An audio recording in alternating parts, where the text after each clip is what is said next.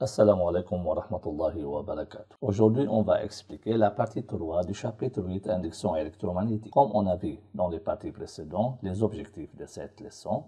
Maintenant, dans cette partie, on va expliquer l'objectif, énoncer et appliquer la loi de Lenz. Résumé de la partie précédente, l'induction électromagnétique est l'induction d'une force électromotrice E dans un conducteur quand il est placé dans un flux magnétique variable. La variation du flux magnétique est obtenue soit par la variation de B, soit par la variation de S, soit par la variation de l'angle alpha formée entre B et N. La variation du flux magnétique dans un circuit produit une force électromotrice induite E et ainsi un courant électrique induit I dans le circuit si le circuit est fermé. Loi de l'induction électromagnétique. Loi de Lenz. L'essence du courant induit I est telle que par ses effets électromagnétiques s'oppose toujours à la cause qui lui donne naissance par l'induction électromagnétique. Application sur la loi de Lenz. Variation de l'intensité du champ magnétique. Dans cette expérience, on a une bobine de hémisphère. Un ballon est monté. Lorsque le mont s'approche de la bobine, le champ magnétique créé par le mont à travers la bobine augmente et ainsi un courant circule dans la bobine, comme vous voyez. Lorsque le mont s'arrête, le courant dans la bobine disparaît. Lorsque le mont s'éloigne de la bobine, le champ magnétique à travers la bobine diminue et un courant circule dans la bobine dans l'autre sens. Comme on a vu dans la partie précédente, la variation du champ magnétique ou bien la variation de l'intensité du champ magnétique produit une variation du flux magnétique à travers la bobine. Alors, la bobine est le siège d'une force électromotrice. Et comme le circuit est fermé, le courant circule dans ce circuit. Mais on remarque que le courant circule en deux sens opposés selon le déplacement de l'élément. Comment on peut déterminer le sens des courants induits dans le circuit induit fermé? On peut déterminer le sens des courants par deux méthodes différentes. Première méthode est d'appeler la loi de Lenz, qui est le sujet à étudier dans cette vidéo. L'autre méthode est d'appeler la loi de Faraday, sera dans la vidéo suivante. Lorsque B augmente, un courant circule dans la bobine de façon à créer un champ magnétique induit BI dans le sens opposé. Lorsque l'aimant s'arrête, BI, le champ magnétique induit BI, disparaît. Et ainsi, les courants s'annulent. Lorsque l'aimant s'éloigne de la bobine, B diminue et un courant circule dans la bobine de façon à créer un champ magnétique induit BI dans le même sens de B. B est le champ magnétique inducteur créé par l'aimant à travers la bobine. BI est le champ magnétique induit créé durant la variation de B. On remarque que le champ magnétique induit BI s'oppose toujours à la variation du champ magnétique inducteur B. Lorsque B augmente, lorsque l'inducteur augmente, BI et B sont de sens opposés. Lorsque l'inducteur B diminue, alors BI et B sont de même sens. Donc, BI s'oppose toujours à la variation de B. BI, qui est le champ magnétique induit, créé toujours à la variation de B.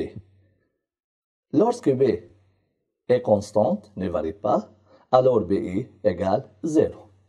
Dans ce cas, le sens des courants I est déterminé à partir de BI. Le sens du courant induit est déterminé à partir du champ magnétique induit BI, selon la règle de 3, selon la règle de la main droite. Le pouce se dirige dans le sens du champ magnétique induit BI. Et les autres doigts de la main droite sont repliés dans le sens du courant induit. Variation de la surface balayée. On a deux rayes parallèles fermées à une résistance. L'ensemble est plongé dans un champ magnétique uniforme B. Dans ce cas, B est entrant, perpendiculaire au plan de respire. Et on a une tige peut se déplacer sur les deux règles. Lorsque la tige se déplace à droite, par exemple, la surface limitée par la tige et les règles augmentent, alors, comme vous voyez, un courant circule dans le circuit tige-règle de façon à créer une force de la place ou bien une force électromagnétique dans le sens opposé de V. D'après la loi de Lenz, F, la force électromagnétique, s'oppose toujours au mouvement de la tige. Alors, F et V sont de sens opposés. Comment on peut déterminer le sens de I? Le sens de I est déterminé à partir de la règle de 3 doigts de la main droite. L'index est dans le sens du vecteur champ magnétique qui est entrant dans ce cas. Le majeur est dans le sens de la force électromagnétique ou bien force de la place F qui est opposée à V. Et le pouce est dans le sens du courant induit. Dans ce cas, le courant induit traverse la tige de bas en haut. De même, lorsque la tige se déplace en l'autre sens, toujours F s'oppose à V, d'après la loi de Lenz. Et un courant circule dans le circuit tige-règle de façon à créer une force électromagnétique F dans le sens opposé de V.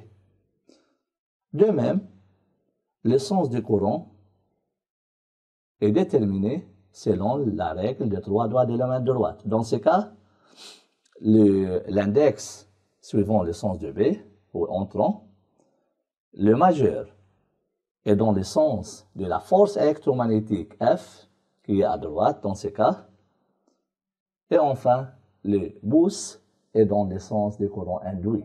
Alors, dans ce cas, le courant traverse la tige de haut en bas. Application 3. On donne les 3 documents ci-contre.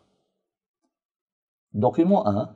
Le conducteur A, B, C, D est placé dans un champ magnétique diminué en modules. Document 2. La tige M1 se déplace sous l'action d'une force F sur les deux règles parallèles plongées dans un champ magnétique uniforme. Document 3. L'aimant s'approche du solénoïde suivant son axe, comme vous voyez. La question est précisée en appliquant la loi de Lenz, le sens des courants induits dans chacun des circuits induits donnés dans les figures ci-dessus. Document 1. L'intensité du champ magnétique inducteur B diminue avec le temps. Ainsi, le courant induit I parcouru le circuit pour créer BI dans le même sens que B. D'après la loi de Lenz, le courant induit s'oppose toujours à la cause qui lui donne naissance. Et dans ce cas, B diminue, alors BI s'oppose toujours à la variation de B. Quand B diminue, alors BI et B sont du même sens.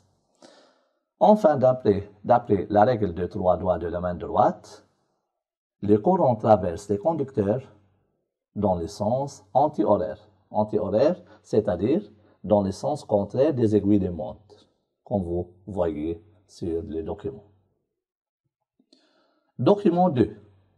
Les courants induits s'opposent par ses effets électromagnétiques à la cause qui lui donne naissance.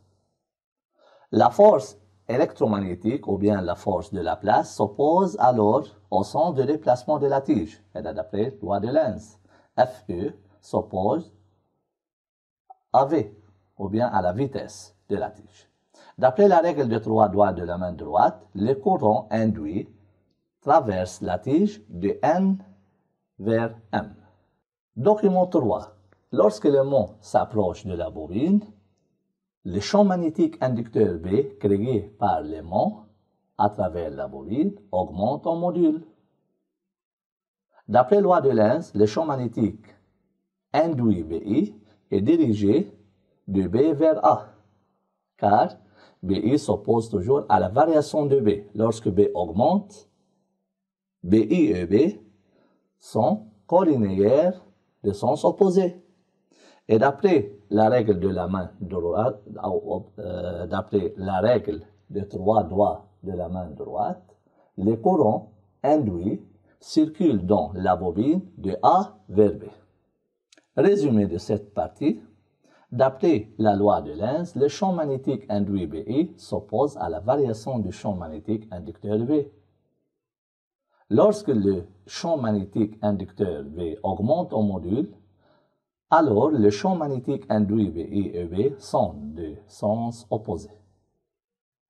Lorsque le champ magnétique inducteur B diminue en module, alors le champ magnétique induit BI et B sont de même sens.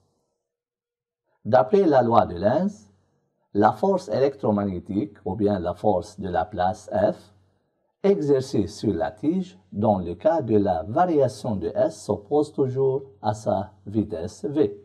C'est la fin de la partie 3. Merci pour votre attention.